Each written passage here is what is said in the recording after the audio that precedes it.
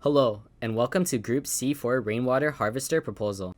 Before we start, we would like to acknowledge that we are gathering and studying on the traditional, ancestral, and unceded territory of the Musqueam people. Across remote regions of British Columbia, access to clean drinking water has become a pressing issue that disproportionately affects First Nation communities. Currently, these communities rely on shipping water from a centralized plant to their community. This current system is very expensive and generates a high amount of greenhouse gases. On behalf of the Water Security Council of Canada, we have designed a decentralized water collection and treatment system that addresses the issues of clean water scarcity in remote communities. Our group recommends the implementation of a roof-mounted rainwater collection system, along with a solar-powered chlorine and UV treatment system. Our system utilizes a 125 meter squared catchment system which stores the water in a 2.5 meter cube collection tank and is then pumped through 201 microfilters to remove any particles and is disinfected with a chlorine injection and UV system. The water is stored in a 35 meter cube storage tank which residents can draw from at any time. Overall, our system is expected to be able to provide 500 liters of drinking water every day without needing to rely on any extra shipments of water. Thorough stakeholder consultation played a vital role in ensuring our system obtained the maximum satisfaction of the users. After extensive consultation with the residents, we developed a weighted list of satisfaction attributes which we used to quantitatively compare different systems against each other. Our list includes relative cost weighted at 20%, consumption, health and environmental risks, on-demand flow rate, and reliability weighted at 15% each, as well as greenhouse gas emissions and maintenance occurrences weighted at 10% each. Microsoft Excel was a powerful tool we used to simulate and compare different systems against each other. Our simulation used weather data from 2014 from an area with very similar climate to the area we were designing for. Our simulation took into consideration the amount of rainfall each day to give us the data for the water captured. The simulation then calculated the volume in the storage tank for each day, assuming that the user would consume 500 liters of water each day starting February 1st. Parameters for the catchment area, collection tank, and storage tank size could all be edited at will to see the effects they would have on the collection system. Our group set a goal that our system should be able to provide 500 liters of drinkable water every day without needing any extra shipments of water. We used our Excel sheet to modify the values of the catchment area, collection tank, and storage tank sizes such that we would be able to meet our goal for the lowest cost possible. Our group found that the optimal combination was 100 meters squared of catchment area across the roof plus 25 meters squared of additional catchment area on the ground, a 2.5 meter cubed collection tank, and a 35 meter cubed storage tank. This combination was able to meet the goal of providing 500 liters of daily drinking water every day without needing any extra water shipped, all for the lowest possible costs. Our group considered two main disinfection systems, ozone and chlorine. Ozone has a higher initial cost and higher overall energy usage. However, it requires less maintenance and has a lower recurring cost. On the other hand, chlorine has a lower initial cost and no energy usage, but it requires more maintenance and has a higher recurring cost. When analyzing our Excel simulations for the ozone system, we noticed that around 70 to 80% of the total energy usage went towards powering the ozone system.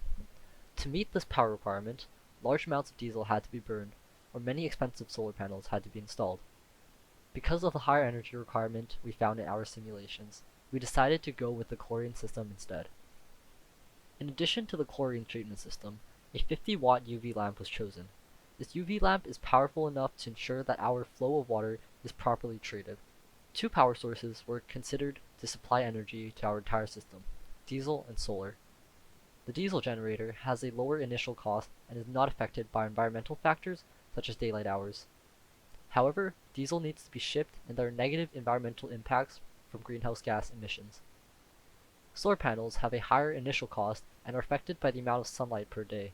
However, it is a clean energy source and does not require any external fuel sources. After simulating both power systems, we discovered that only two HES 260 solar panels were sufficient enough to power our system. The diesel generator would have taken approximately 125 liters of diesel a year to power the system. Even though the solar panels had a higher initial cost, the lower greenhouse gas emissions and lower recurring costs influenced us to choose the solar panels over the diesel generator. We choose pump B because it has highest efficiency with low replacement cost. Other than the must-have 1 micrometer filter, we also considered 200 micrometer filters and 5 micrometer filters, since placing additional filters before the 1 micrometer filter would increase the filter life and reduce the number of maintenance. we used Excel to relate different filter choices to the number of maintenance required. Although using all 3 filters would result in the minimum number of maintenance of 9 times per year, it largely increases the friction and reduces the on-demand flow rate. As a result, we choose to install the 200 micrometer filter before the 1 micrometer filter, and the number of maintenance is 18 times per year. For the risk exposure of the system, we assume that the risks are only associated with chlorine shipment and a diesel generator.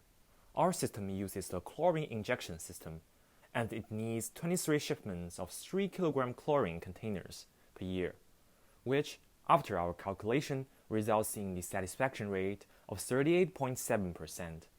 Although it's relatively low, as we mentioned before, the usage of chlorine saves a huge amount of energy. Through our calculation, our system has a startup cost of about $26,000, with a total annual recurring cost of $3,740. The cost over 5 years is about $44,400, which is 42% of the current system. With almost no recurring greenhouse gas emissions, the emissions over 5 years is 3,740 kilograms of carbon dioxide, which is 44% of the current system.